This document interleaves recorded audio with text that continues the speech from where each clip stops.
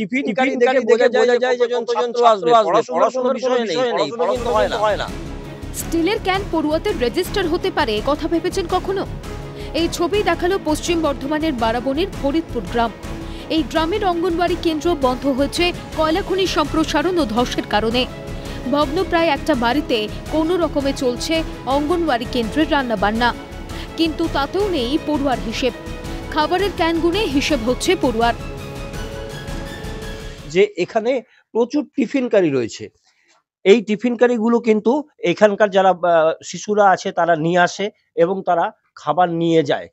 আমার কথা হচ্ছে বাচ্চা তো পড়েই না, তাদের তো রেজিস্টার নেই, তাদের তো কোথাও লেখা হয় না প্রেজেন্ট না অ্যাবসেন্ট। তাহলে আপনি কি করে বলছেন যে যেদিন যেমন কোন বাচ্চা? ওরা আমাদের যেগুলো আসে সেগুলো রেগুলার টিফিন দিয়ে আগেই চলে যায়। তার মানে টিফিনকারী দেখে কাউন্ট হয় বাচ্চাদের, টিফিনকারী দেখে পড়াশোনার বিষয়টা হয়। খাবারের হিসাব অনুযায়ী পড়ুয়া উপস্থিতি খাতায় লিখে পাঠানো হয় প্রশাসনের কাছে। পড়াশোনার নাম মাত্র নেই, উপস্থিতি জানিয়েই বেতন নেন শিক্ষিকা। এও করা যায়? পড়াশোনার কোনো বিষয় নেই, পড়াশোনার কোনো বিষয় নেই, শুধু খাবার দাবারটাই দেওয়া, শুধু খাবার দাবারটাই দেওয়া হয়।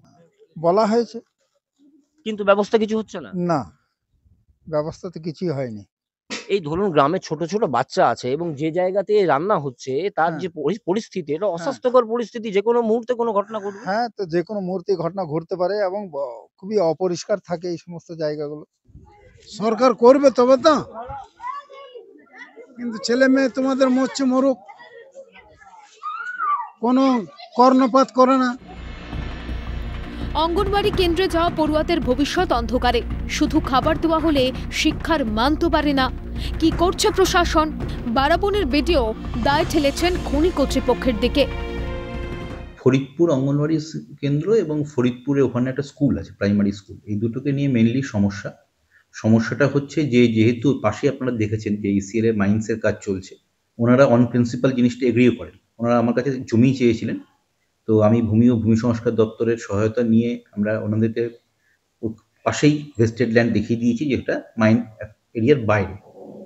এবার সেটাতে ওনারা কবে কাজ শুরু করবেন, প্রাথমিক কথা হয়েছে শুরু করে দেবেন। ছাত্রছাত্রী আসে না, টিফিন ক্যারিয়ার দিয়ে ঘুরছে যে আজকে 70 জন এসছে, কাল 50 জন ছাত্রছাত্রীর উপস্থিতি, যেমন এটা সিডিপিও বলতে পারবে।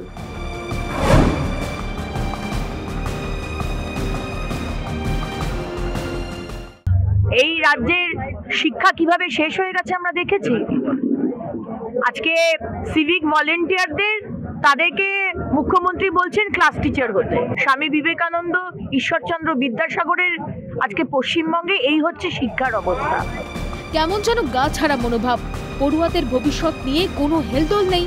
প্রশাসন তো সবটাই জানে, তারপরও শিশুদের ভবিষ্যৎ নিয়ে নিষ্ক্রিয়তা। তৃণাঞ্জন চট্টোপাধ্যায়ের রিপোর্ট, ক্যালকাটা নিউজ।